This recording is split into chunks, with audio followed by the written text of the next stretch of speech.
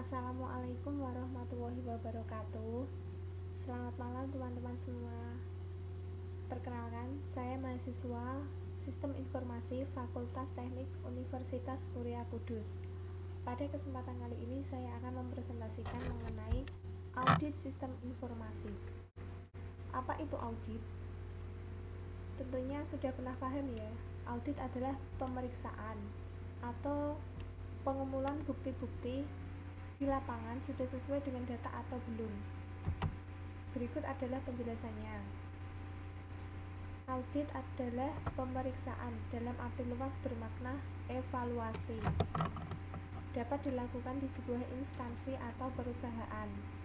Tujuannya adalah untuk meng-cross-check sebuah data, apakah sudah sesuai dengan informasi yang didapat, data di lapangan sudah sesuai dengan informasi atau belum. Lanjut, biasanya meliputi evaluasi terhadap suatu organisasi atau kelompok atau suatu departemen, sebuah sistem, proses, dan hasil produksi. Biasanya, sebuah audit dilakukan oleh pihak yang berwajib dan mengetahui mengenai jalannya sistem dan disebut auditor. Seorang audit biasanya tidak memihak atau independen. Berikut adalah tujuan dari audit, yaitu verifikasi bahwa subjek dari audit telah diselesaikan, sudah berjalan sesuai standar regulasi atau belum.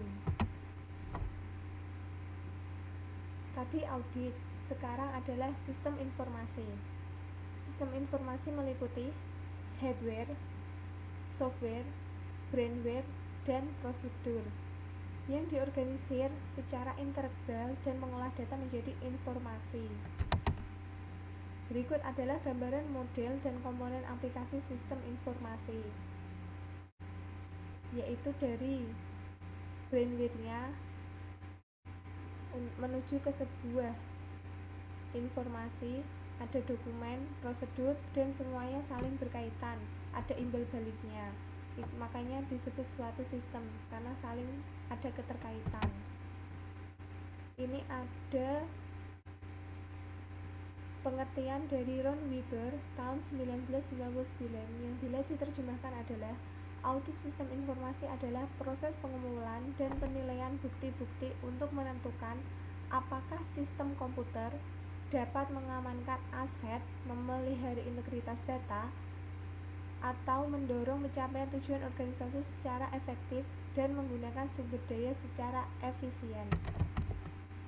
Tujuan dari sebuah audit sendiri ada 4, yaitu mengamankan aset, menjaga integritas data, menjaga efektivitas sistem, dan mencapai efisiensi sumber daya yang ada di dalam suatu instansi tentunya.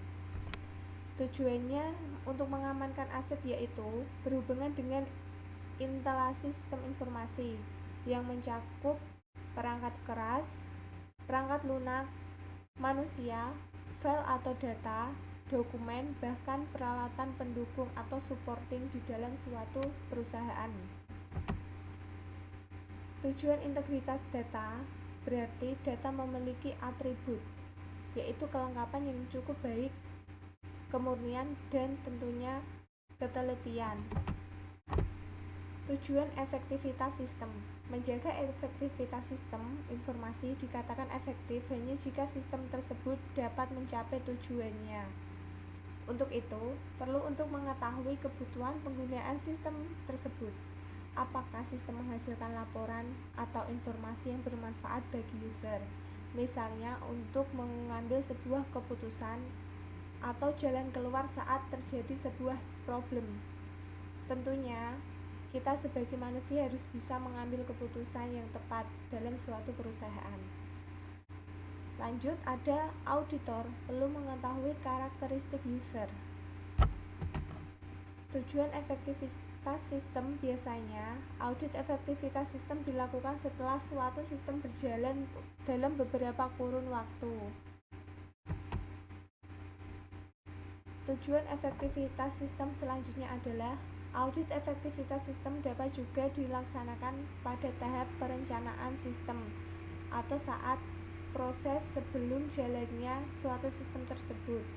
User dapat menggunakan kebutuhan sistem dirasa perlu untuk mereview kembali spesifikasi sistem yang telah dibuat agar dapat dilihat penyusunannya sudah sesuai atau belum dan dipikirkan untuk resiko-resiko kedepannya. Tujuannya lagi adalah efisiensi sumber daya.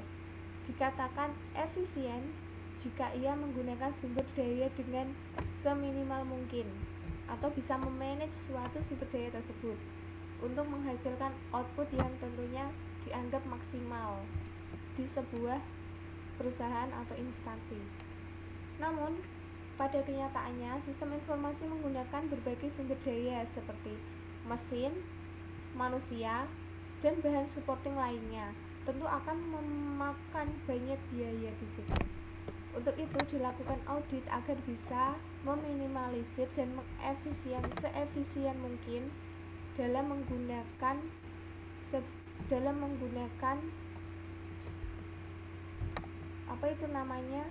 bahan. Pendekatan audit sistem informasi. Pendekatan temuan atau exposure approach. Fokus utama ditekankan pada jenis kesalahan atau loss yang terjadi dalam suatu sistem informasi. Pendekatan kendali, yaitu pengontrolan.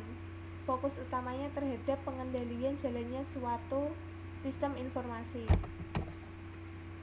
Aspek yang diperiksa adalah audit secara keseluruhan menyangkut efektivitas, efisiensi, availability system, reliability, confidentiality, dan integrity secara aspek security.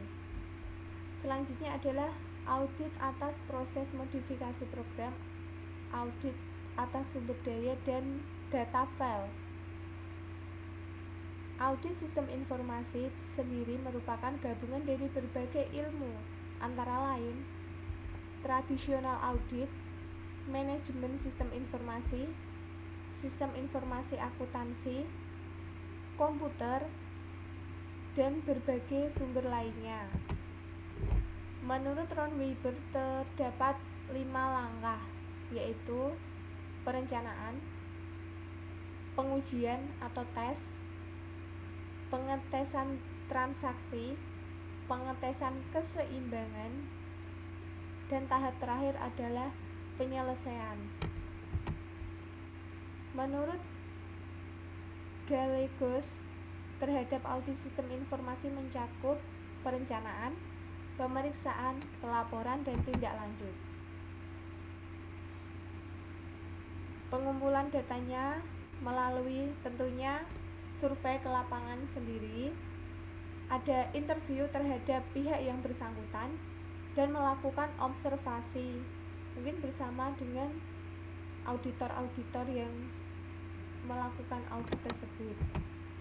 Pengumpulan datanya, dalam proses pengumpulan ini sering dipakai yaitu audit around komputer, audit through komputer, dan audit dengan komputer. Pengumpulan data atau metode terkait teknologi informasi tinggi, maka audit dominan digunakan adalah audit dengan komputer. Biasanya kalau menggunakan komputer mungkin lebih akurat dan proses pencarian datanya itu lebih cepat. Tapi tetap untuk meng-cross-checknya perlu dilakukan survei ke lapangan atau interview terhadap pihak yang bersangkutan.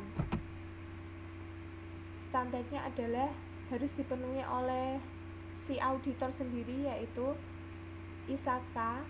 Selain itu, ISAKA juga menerbitkan IS Auditing Guide dan Information System Auditing Procedure, yaitu prosedur dan tata cara untuk melakukan audit.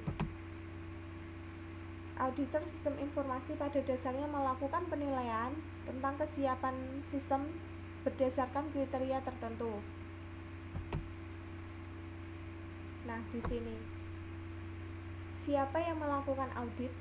Tentunya orang yang melakukan audit itu disebut.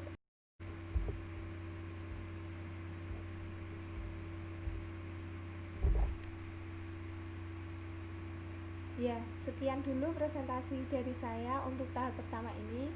Untuk selanjutnya akan saya sambung di video selanjutnya. Apabila ada kata yang salah, saya mohon maaf yang sebesar-besarnya. Wassalamualaikum warahmatullahi wabarakatuh.